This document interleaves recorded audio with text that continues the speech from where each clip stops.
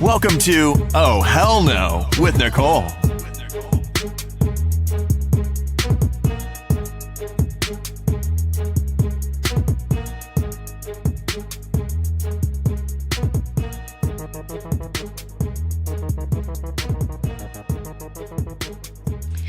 Hello everyone, welcome to another episode of Oh Hell No. Today we have Danielle Bainbridge, who is the host of a PBS, it's a digital series called The Origin of Everything. Welcome Danielle, thank you for being here. Oh, thanks, Nicole. I'm really happy to be here and to be talking with all your listeners today about our show. Yes, it's so exciting. So before I get into the show, I want to talk a little bit about you and your background. Is that okay with you? Oh, yeah, that's cool. Sure. Okay. So you are finishing up a PhD from Yale University, right? Congratulations. Yep. That's so awesome. Yeah, I'm finishing my PhD in African American Studies and American Studies with the certificate in Women, Gender, and Sexuality Studies at Yale right now. So I always tell my family at Thanksgiving, like anything that ends with studies, you know that's what my degree is in, and I'll be done in May. Yes, that is amazing. So why did you choose that particular area of focus? That's actually a really good question. So when I was in undergrad, I was a theater and English major. So I did focus on performance studies and also theater history and English. And it wasn't until I went to college that I really started taking classes that were specifically aimed at Black studies and thinking about African diasporic history. Mm-hmm. My family is from the Caribbean. So I felt it was an odd time to realized that I had gotten to be about 18 or 19 before I ever took a class that focused on Caribbean history at all. Nice. So I felt like I was learning all of these things, and I also had an affinity for language and for writing. So I did that double major in college, and then when I got to the end, there was a question in my mind, should I do an MFA or should I do a PhD? And at the time I had some really great mentors at the University of Pennsylvania in the English department and in the theater department who were telling me that they thought my research at that point was on Caribbean theater, on Jamaican theater. Mm-hmm. And they were saying they thought the research was good and that maybe I should get a PhD. And the more I looked into it, the more I was really intrigued by the idea of being able to ask long-term historical questions, because when you're an undergrad, I guess you just do a paper for whenever it's due. Right. If it's due tomorrow, you do it tonight. Like, that's the kind of mentality. So when I had the opportunity to do something for several years where I could ask these questions for a long time and write a book on it, mm-hmm. That really appealed to me. And so the more I learned about the field, the more I was interested. So when I finished undergrad, I applied to grad school, and that's how I ended up going to Yale. And yeah, wow. So I signed up to do that, and now I'm almost at the end of the road. That's amazing. My family also has that Jamaican background too, so that's... Oh, yeah, yeah. I'm sorry? Where are they from? Oh, they're Jamaica? From Manchester. Oh, okay. Yeah. My mom is from outside of Linston. My dad's from Kingston. Nice. Okay. So, what do you see yourself doing once you finish school? Like, what is your dream, position with this degree and everything that you're, doing now? Okay. So, right now I study African American sideshow and freak show performers from the 19th century. Mm-hmm. So my focus is on theater history. So I still kept that part of my interest from undergrad and from high school and before then active when I went to grad school. And so right now I'm applying to assistant professor positions, okay. Preferably in theater departments. And I'm really interested in the kinds of positions that might allow me to have some artistic output as well as work in the classroom and have scholarly output. Nice. So I'm looking at jobs that are looking for people who maybe could teach creative writing, but also teach, history cycle courses on African American theater. And that's what I'm doing right now. And then hopefully, obviously, I'd love to keep doing more seasons of Origin of Everything. So yeah. So let's talk about that. How did you become the host of this series? Like, how did this opportunity come to you? That's actually, so that's a funny story. So our administrative head at Yale, mm-hmm. he sent me an email one day and she said someone called the voicemail and said she's from PBS. And I said, okay, that's crazy. Because in my head, I thought, like, is this the new kind of scam where they, like, call academics and say, oh, you know, like, we're from PBS, but really they're gonna, like, steal your banking information or something. I just, like, couldn't believe anything was real. So I called back this number, and it turned out that they were looking for someone to host a history web series. And I write creative writing, like fiction, nonfiction, drama. I write plays. So I had my CV up online, and when they called, they said, the production company that I work with now, Kornhaber Brown, they do other series with PBS Digital Studios. Idea Channel, which is on pop culture and philosophy. Infinite Series, which is about complex math. And Space Time, which is also about astrophysics. So they were looking for a historian for a new show, which at that point they were calling Rethink History. And so I went in, and with many other applicants, over the course of several weeks, I sent them writing, I did interviews, I came in and I did a short screen test. And after an amount of time, they told me, you know, we're going to review all the different applicants and we'll let you know. And I hadn't heard anything in a couple weeks, and I was in lecture. I was a teaching assistant for a lecture, and I was there. It was my birthday. And while I'm trying to do something like hand out papers to the different students in the class, I got an email. And I looked at the email, and it was from my producers saying, we've decided to hire you. PBS wants us to move forward with the show. And I remember being like, should I scream? Should I just like throw these papers I'm handing up in the air and just walk out? Because it was also my birthday. Right. So it felt very fortuitous. So I got the offer on my birthday, and I signed up. And then since then, we've just been plugging away, working on the episodes. So that's great. That's a great birthday present. Yeah, it was pretty cool. It actually worked out at the end. So explain to us exactly what a digital series is as opposed to any other type of series. So the digital series, this is my first sort of on-camera experience. All my experience before this was doing stage, so I'm giving it from that perspective, which is, you know, this is my first series. But we're mostly interested in gearing the episodes towards an audience, like a digital audience. So the episodes are short. We design them to be able to be seen on YouTube, on Facebook when we're making them. Everyone on the production side of things thinks about, you know, is this going to show up on someone's cell phone? So it's the kind of, you know, quick histories that people could look at during the day or on a break. As opposed to something that's maybe designed for TV where people would be thinking like, oh, I'm going to sit down and watch this for an hour, and, you know, it's a longer documentary. So these are short, quick episodes that people could be, you know, could watch on the go. And then there's also a lot of interaction. Like I moderate the Everything of Origin YouTube page, as well as our Facebook page and Instagram. So when we finish the episodes, we usually ask for feedback, and people could write, and, you know, if I see the comments or if I see the questions, I could respond to them. So it's more of an interactive space than I think traditionally TV shows are, which is more that like you kind of just see it and that's the end of the process for you. Yeah.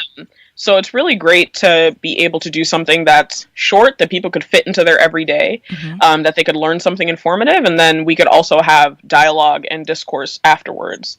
So we do gear the episodes towards that kind of interaction later on. Yeah. So I looked at it and I saw a couple of episodes, and I wanted to know, where do you guys come up with the topics for the segments? Like, how do you decide what you're going to talk about? Because I watched the one about the hashtag, like where the hashtag came from. So yeah, so the episode ideas are extremely collaborative because my two producers, Eric and Andrew, we usually will sit down and we'll talk about what we're thinking of. So say I have like 7 ideas that I think are good ideas, and they each have 10 ideas that they think are good ideas, and we'll kind of spit them back and forth and come up with them. So like the hashtag episode was a sort of hybrid because Andrew, I think, said you should do something on like the history of an object, like a hashtag would be interesting. And I remember as he said it, I thought, I don't care that much about the hashtag itself, but I do care about semiotics, and I care about, you know, how language makes meaning. So maybe we could do these two things together. And as we talked it out, we thought that was a great idea. So we were able to sort of mesh them together. And then once we come up with an idea collectively, we'll usually, that's when I go off and start the research. So I spend a week or so and I just read up everything I can on that topic. I dig into it. I try to find books on it, interviews, video, any content I can that will build up an argument about that topic. And then I write the script and I shoot it off to my producers, and I also shoot it to PBS Digital, to everyone who works on the team there. And at that point, usually people will start asking me questions, which is really helpful. So I'll get things back like, oh, well, this is not quite so clear. Could you explain more here? Or maybe an audience would be interested in more about this. And then, I work on the rewrites and we get back together and then we shoot. And so that's usually what it looks like. And then at the end of that process, our great graphic designer, Noelle Smith, she comes in and does all the really funny, visual, interesting things that you see in every episode. So, and then there's a whole team of people who do all the editing and all the cutting together. So that's kind of it. It's like working on a big team of creative people. So it's fun to do it. But yeah, that's usually what it looks like week to week. So I love that this opportunity kind of found you. Do you think that you would seek out other opportunities like this in the future now that you've done it and you feel comfortable doing it and you like it? Do you think that you would work that into your career as well as, I know you want to teach and, do you think you want to pursue being behind the camera some more? Yes. There is something to be said that the things I love about research and the things I love about history are encouraging people to think about stories outside of their own, and also encouraging people to think empathetically about the world, because I think empathy is often thought of as this sort of soft emotion, but being compassionate and thinking about someone else, putting yourself in someone else's position, takes an incredible amount of strength and intelligence and work. And so what I love about doing this show is that academic work, sometimes you feel like when you're confined to just working in a university, you don't necessarily get to do that work with a wider audience. And doing the show, what's great to me is that people write to me all the time and tell me what they did with the videos, and I think that that's very interesting. So I'll get people who are like, I've been having this debate with my friends for years, and this is proof, and I'm going to share it with my friends. Or I get a lot of messages from high school teachers, which I think is great, who say, my students love the videos, and we show them in class, and they get to, watch something about history, and then we'll do writing exercises. I get messages from students, also from parents. So it's cool to see your work live in the world in a really active and engaged way, that no matter what people are doing in their, sort of 9-to-5 life, that there's still this incredible elastic energy that people have. Their minds are so incredibly expansive that they could still be learning. And I think that that's what's great about the PBS platform, is that it's just making educational content really integral content for people who are just curious. Right. That you could have that curiosity satisfied. So I love seeing that when people are like, I come home from work and watch your episodes. I'm like, great. Yeah, it's really amazing because there's a lot of things out there that you do want to know, that you do wonder about. So if you can get that information, and then like you said, it's a quick thing. It's not going to take you all night, or 45 minutes. You can watch it on the train ride home or, wherever on your lunch break. I think that's a great idea that they did that. And I love how you guys are using all the other platforms too to connect with the audience. I think that's really great.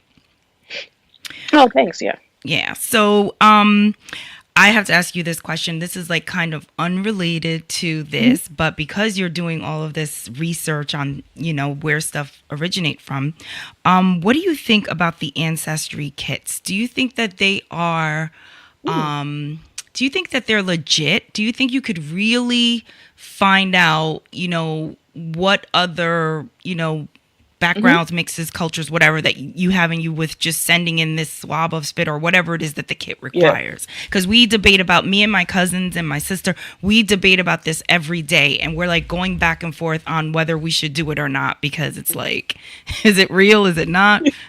What do you think?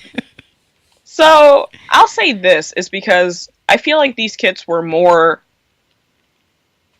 So I feel like in the last maybe, I don't know what the exact timeline is, but 10 or 15 years, I've been seeing more and more of those sort of ancestry services being popularized. Mm-hmm. Like, what am I thinking about? Like genealogy websites or Ancestry.com or the ones where they swab your cheek and you send it in and they'll tell you supposedly what your background is. And I think as the world becomes increasingly more intertwined, that people are interested in having those questions answered. Mm-hmm. I actually do some research in the South, in North Carolina, and I was there one summer, and I was with, other scholars who were in the archives, and I just, during the breaks when the archives are closed, sometimes you'll talk to the other people in there, and I was talking to a man who was a history professor, and I asked him what he was doing there that summer. And he said that as a side job, people pay him to look up their family records. Mm. And so that's his summer work, that he goes to archives for people who will give him a certain number of names, and he'll go look through old newspapers and archival records to find them, birth dates and records and things of their families. So it's a thing that people desire on an emotional level and a psychological level. But two, I think it's an industry now. It's a money-making venture for these companies that do it. And I know a really excellent scholar at Columbia University, her name is Alondra Nelson, Mm-hmm. does work on these kits. And if I'm remembering correctly, because I don't want to misquote her or miscite the work, but if you're interested, maybe go look at her book on it. Okay. It's essentially saying that sometimes these results are dubious only because essentially how they work is as a comparison. Mm-hmm. So if you have a swab from someone who has extended lineage in a certain region, Mm-hmm. they essentially compare that person's DNA with yours Mm. to see if there's some linkage. But it's unclear as to how those samples are collected or how it's all being classified. And so there is some wiggle room in terms of how they're reporting the data. Right. And I think some of it is also, who could really say, is there any definitive marker of a certain region? So her work looks at it, and I think part of it to me is always that when there's money to be made, I usually am dubious. Right. Because saying, okay, well, they're not doing this, out of the goodness of their heart. They're trying to satisfy a certain market, and they're trying to satisfy a certain demand. And if they don't give you a result, people don't want to pay for it. So part of it to me is thinking, okay, so what's in it for ancestry websites or ancestry testing services to do that kind of work? Mm-hmm. And I think Professor Nelson's work really dives into that question well, and might help you think about whether or not you'd want to do it. Right. But I'm always, like I said, I'm always a little dubious. Although I've also thought about whether or not I would want to do it, Yeah. I see the commercials. There was one that really confused me when there was like a woman and she's running with a pack of wolves. And somehow there was an implication that like she was like descended from wolves. And I was like, that can't possibly be right. Right. Now they're going too far with it. Yeah, exactly. That was the thing to me, is that usually it's like you see someone, in traditional garb from Finland or Germany or Western Africa or wherever they're going. But in this one, she was literally running with wolves in the woods. See? And I thought that can't be what they're selling. Like maybe I'm just misunderstanding.